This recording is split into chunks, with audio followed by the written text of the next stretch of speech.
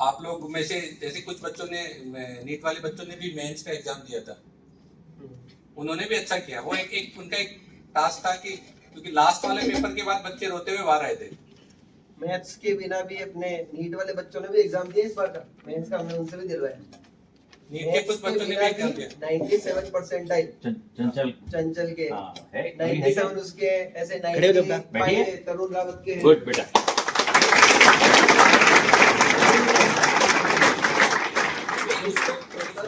कितना नहीं जाना था। 95 परसेंटाइल लाया वो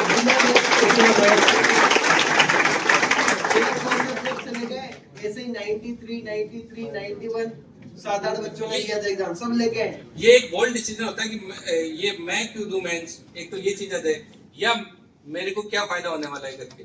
क्योंकि लास्ट ईयर जो नीट का पेपर था वो मेंस के लेवल का था। उससे पिछले साल पेपर देके लगभग हर बच्चा खुशी खुशी बाहर आया था सेंटर से, तो जैसे उसने जग जीत लिया हो। और जब रिजल्ट आया तो रिजल्ट ने खूब रुलाया भाई। 651 के आसपास लास्ट कॉलेज अलॉट हुआ था, 651। और इस साल तो 686 तो टॉपर पे आए थे। तो 720 में से मतलब कितना 70 नंबर भी पूरे नहीं थे जिसके अंदर जो सिलेक्शन क्राइटेरिया में तय थे।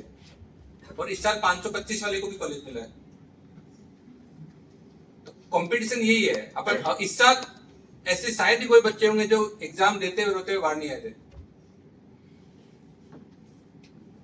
जहां क्योंकि हम लगभग हर सेंटर पे कोई ना कोई टीचर रहता है, तो हर जगह यही माहौल था कि बच्चा रोते हुए बाहर आ रहा है। बट रिजल्ट ने उनको हंसाया। और यही एक स्टेटमेंट था बुढ़ाना सर का भी कि इस साल का जो रिजल्ट आएगा वो बच्चों को हंसाएगा।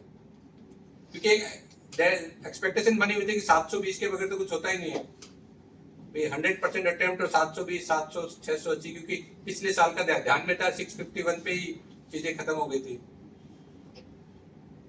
तो एकदम ही चीजें चेंज होगी। पेपर किस तरफ जाएगा, क्या जाएगा, हमारी अगर तैयारी इस लेवल की होगी और पेपर इससे 19 आ गया तो हम उसको निश्चित रूप से फोड़ देंगे।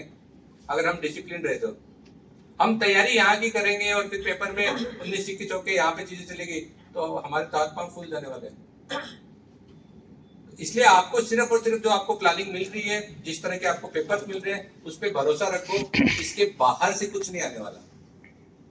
जितना ये 6-7 हजार क्वेश्चन बैंक आपको मिलने वाला है गोड्स प्लस डीटीएस में, ये आपके लिए टोटल नीट के हिसाब से टोटल रामायण, जिसको आप राम सीता रावण सबको समझ लोगे इसमें।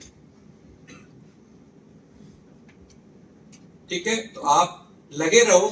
द फर्स्ट थिंग है कि जिसमें लगे रहो, गिव अप नहीं करो।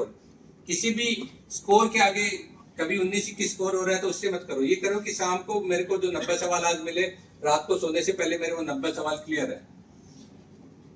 क्योंकि बहुत सारे जो एनवायरनमेंट में खराब होते हैं, बार बार प्रैक्टिस करोगे तो जिस एग्जाम एनवायरनमेंट में कुछ अपन नहीं कर पाते और अपनी टेबल पे जाके करते हैं तो कर लेते हैं, वो धीरे धीरे धीरे खत्म हो जाएगा। फिर आप एग्जाम में भी आपको लगेगा कि हाँ ये मेरी टेबल है, ये मेरा ही एनवायरनमेंट है। वो गलतियां जो जिनको आप सिली मिस्टेक्स बोल देते हो, कई बार मिस्टेक तो मिस्टेक है ना, वो सिली हो नॉन सिली हो उससे क्या फर्क पड़ने वाला। वो नेगेटिव मार्क्स तो वो -1 तो दे गया। तो वो मिस्टेक चाहे सिली हो, कोई सी भी हो, छोटी हो बड़ी हो, मिस्टेक है।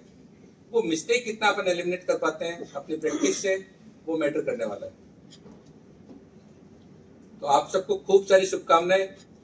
लगे रहना, डिसिप्लिन वे में लगे रहना और सेल्फ स्टडी के ऊपर अपना चीजें रहना, डिस्ट्रक्शन से दूर रहना। यही मंत्र है नीट 2026 को फोड़ने का या किसी भी कॉम्पिटिटिव एग्जाम को फोड़ने का।